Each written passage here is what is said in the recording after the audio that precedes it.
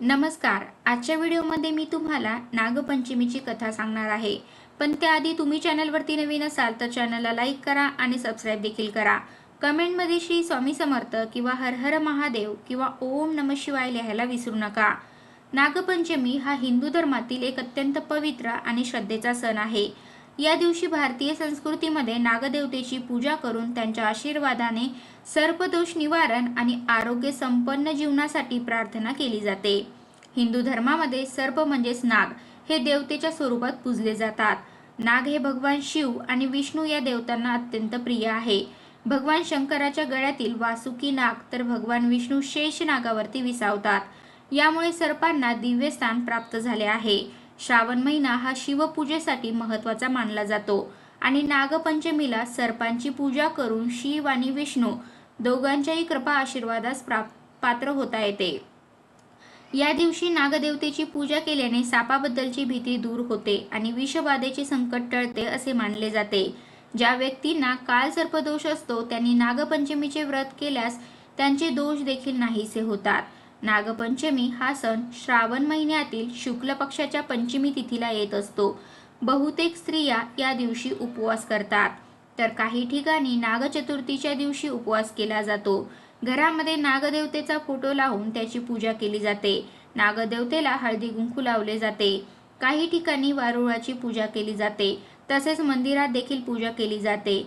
नागदेवतेला धूप दीप लावून पूजा केली जाते आणि दूध आणि लाह्यांचा नैवेद्य दिला जातो. नागपंचमीच्या दिवशी झोका खेळण्याची देखील प्रथा आहे. सर्व महिला एकत्र येऊन झोका खेळतात. आता झोका का खेळतात यामागे देखील एक कारण आहे. जसा जसा झोका पुढे जातो तशी आपल्या भावाची प्रगतीही होत जाते आणि जसा जसा झोका हा मागे येतो तसेच आपल्या भावावरती जे काही संकट येत असतात तर ते दूर होण्यास मदत होत असते. म्हणून नागपंचमीच्या दिवशी महिला झोका या आवर्जून खेळतातच. आपल्याला या दिवशी 5 झोके तरी कमीत कमी खेळायचेच आहे. तसेच नागपंचमीच्या दिवशी मेहंदी देखील काढली जाते. याचे देखील विशेष महत्त्व आहे. आता नागपंचमीची कथा काय आहे तर ते आपण जाणून घेऊया. आता नागपंचमीच्या दिवशी नागपंचमीच्या 2 कथा आहेत. एक म्हणजे ब्राह्मण सुनेची आणि दुसरी म्हणजे शेतकऱ्याची. तर या दोन्ही पण कथा मी तुम्हाला सांगते. कहाणी नागपंचमीची ब्राह्मण सुनेची.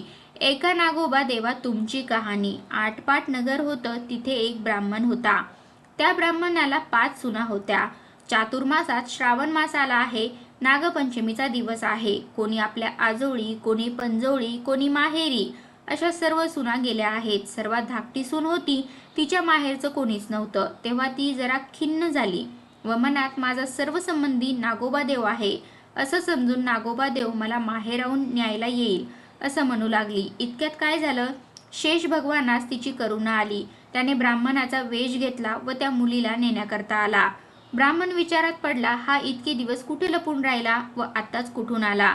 पुढे त्यानं मुलीला विचारलं. तिनंही हाच माझा मामा असं सांगितलं. ब्राह्मणानं तिची रवानगी केली. त्या वेशधारी मामानं वारुळात नेलं. खरी हकीकत तिला सांगितली आणि फणीवर बसून आपल्या बायका मुलांना ताकीद दिली, हिला कोणी चावू नका. एके दिवशी नागाची नागिन बाळंत होऊ लागली. तेव्हा त्या मुलीला हातात दिवा धरायला सांगितला. पुढं ती व्याली, तिची पिलं वळवळ करू लागली. ही मुलगी भिवून गेली. हातातला दिवा खाली पडला. पोरांची शेपट वाजली.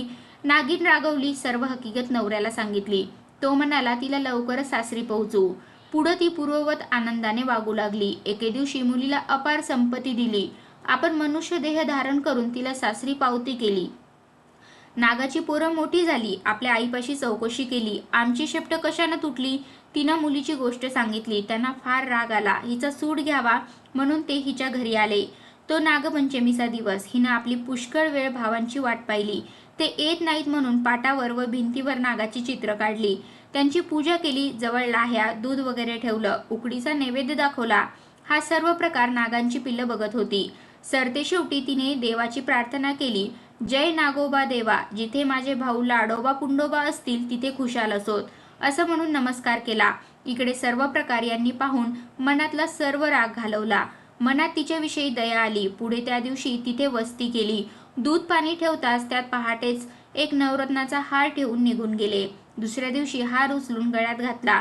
तर जसा तिला नागोबा प्रसन्न झाला तसा तुम्हा आम्हा हो ही 60 उत्तराची कहाणी 5 उत्तरी सफळ संपूर्ण हो.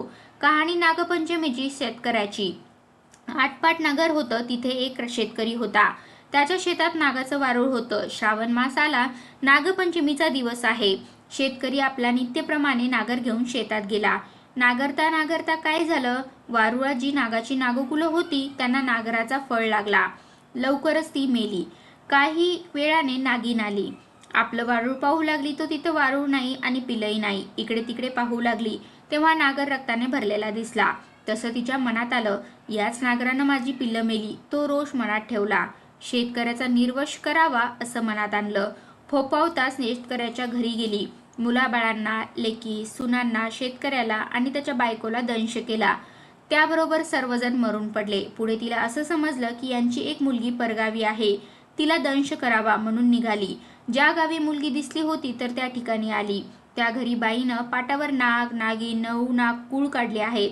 त्यांची पूजा केली आहे. दुधाचा नैवेद्य दाखवला आहे. नागांना लाह्या, दुर्वा वगैरे वाहिले आहेत. मोठ्या आनंदानं पूजा करून प्रार्थना करत आहे. तोही नागिन तिथे पोहोचली. पूजा पाहून संतुष्ट झाली. दूध पिऊन समाधानी पावली. चंदनात आनंदानं लोळली. इकडे जी प्रार्थना आपली डोळे मिटून चाललीच आहे. इतक्यात नागिन उभी राहिली. तिला म्हणू लागली, बाई तू कोण आहेस? तुझे आईबाप कुठे आहेत? इतकं म्हटल्यावर तिनं डोळे उघडले. पाहते तो प्रत्यक्ष नागिन दृष्टीस पडली. बाई बिचारी भिवू लागली. नागिन म्हणाली, भिवू नको, घाबरू नकोस, विचारलेल्या प्रश्नांचं उत्तर दे. सर्व हकीकत सांगितली. ते ऐकून नागिनीला वाईट वाटलं. ती मनात म्हणाली, ही आपल्याला इतकी भक्तीनं पूजत आहे, आपल्या व्रत करत पाळत आहे आणि आपण हिच्या बापाचा निर्वंश करण्याचं मनात आणलं आहे. हे चांगलं नाही. असं म्हणून नागिनीनं तिला बापाची हकीकत सांगितली. तिनं ती ऐकली. वाईट वाटलं. तिनं आईबाप जिवंत होण्याचा उपाय विचारला. तिनं तिला अमृत दिलं. ते घेऊन त्या पावली ती माहेरी आली. सगळ्या माणसाच्या तोंडून अमृत घातलं. सगळी माणसं जिवंत झाली. सगळ्यांना आनंद झाला. बापाला तिनं झालेली सगळी हकीकत सांगितली. तेव्हा बापानं विचारलं, हे व्रत कसं करावं? मुलीनं व्रताचा सगळा विधी सांगितला व शेवटी सांगितलं की इतकं काही झालं नाही तरी निदान फक्त इतकं पाळावं. नागपंचमीच्या दिवशी जमीन खणू नये, भाज्या चिरू नये, तव्यावर शिजवू नये, तळलेलं अन्न खाऊ नये, नागोबाला नमस्कार करावा असं सांगितलं. तेव्हापासून तो नागपंचमी पाळू लागला. अशी नागिन तिला प्रसन्न झाली तशी तुम्हा आम्हा हो ही 60 उत्तराची कहाणी 5 उत्तरी सफळ संपूर्ण हो. तर अशा प्रकारे आजच्या व्हिडिओमध्ये मी तुम्हाला नागपंचमीची कथा सांगितलेली आहे. कसा वाटला तुम्हाला माझा आजचा व्हिडिओ कमेंट करून नक्की सांगा. आणि ही कहाणी नागपंचमीच्या दिवशी या दोन्ही कहाणीमधून एकतरी कथा अवश्य ऐका, ज्यामुळे तुम्हाला नागदेवतेचा आशीर्वाद प्राप्त होईल. आणि कमेंटमध्ये श्री स्वामी समर्थ किंवा हर हर महादेव किंवा ओम नमः शिवाय लिहायला विसरू नका. धन्यवाद.